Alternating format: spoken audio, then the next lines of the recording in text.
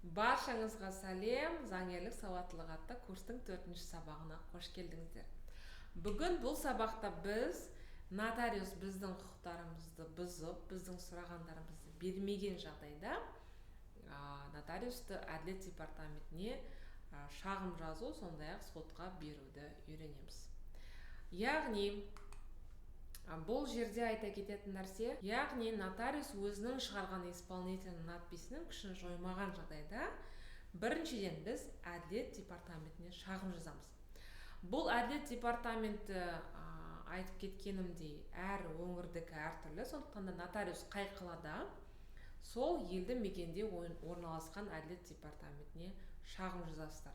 Ол шағымның үлгісі сіздерге чатқа міндетті түрде беріледі. Одан кейін 4-5 күн күтесіздер, 4-5 жұмыс күн күтесіздер. Егер де ешқандай нәтиже бермейтін болса, онда екінші жағдайды жасайсыздар, яғни нотариусты сотқа бересіздер, яғни сотқа шағым дайындайсыздар. Бұл сот әрине қай елді мекенде нотариус орналасқан болса, сол елді мекеннің соты болады, аудандық соты, сол жерге шағым жазылады. Және де айта кететін нәрсе, сізге нотариус отказ бергеннен кейін 10 күннің ішінде нотариусты сотқа беріп үлгеру керек. Үлгермей қалған жағдайда жаңағыдай сотқа осы шағымның жанына тағы да сіз арыз жазуыңыз керексіз. Ол арызда сіздің жаңағыдай өткізіп алған мерзімді қайта қалпына келтіруді сұрауыңыз керексіз. Олсыз шағымыңыз қаралмайды. Ал егер де сіз 10 күн өтіп кетпеген болсаңыз, онда міндетті түрде сол 10 күннің ішінде шағымды сотқа беріп үлгеру керек. Судебный кабинет арқылы, ЦИП арқылы кіресіздер, судебный кабинетке. Сол жерде азаматтық сот ісін жүргізу деген таңдайсыздар. Оның ішінде бірінші сатыдағы сот жүргізу, одан кейін талап қою, ерекше талап қою, ерекше іс жүргізу тәртібінде арыз жазу деген таңдайсыздар. Одан кейін барлық ақпаратты толтырасыздар. Арыздың сипаты бұл жерде мүліктік емес, ол жерде одан кейін іс бойынша іс жүргізу түрі ерекше деген таңдайсыздар.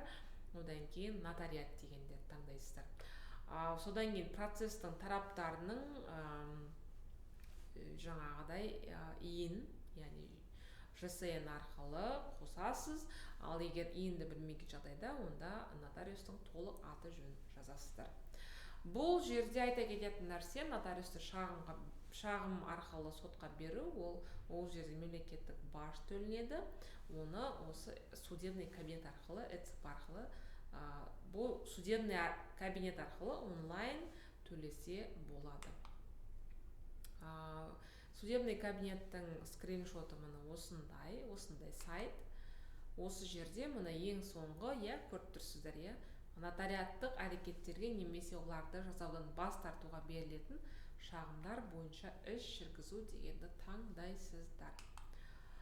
Бұл әрине бұл шағымның үлгісі міндетті түрде сіздерге ортақ чатқа беріледі. Ол жерде барлығы түсінікті, асықпай, барлығын мұқият қарап, барлығын дұрыс толтырып жіберетін болсаңыздар, сотта міндетті түрде сіздердің шағымдарыңыз қаралады. Бірақ көбінесе нотариустардың мұндай істері әділет департаментіне шешіліп жатады, сотқа дейін бармайды.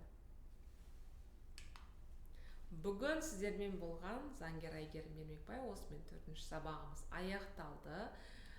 Назар аударып тыңдағандарыңыз үшін үлкен рахмет. Келесі сабақта кездескенше сау саламат болыңыздар.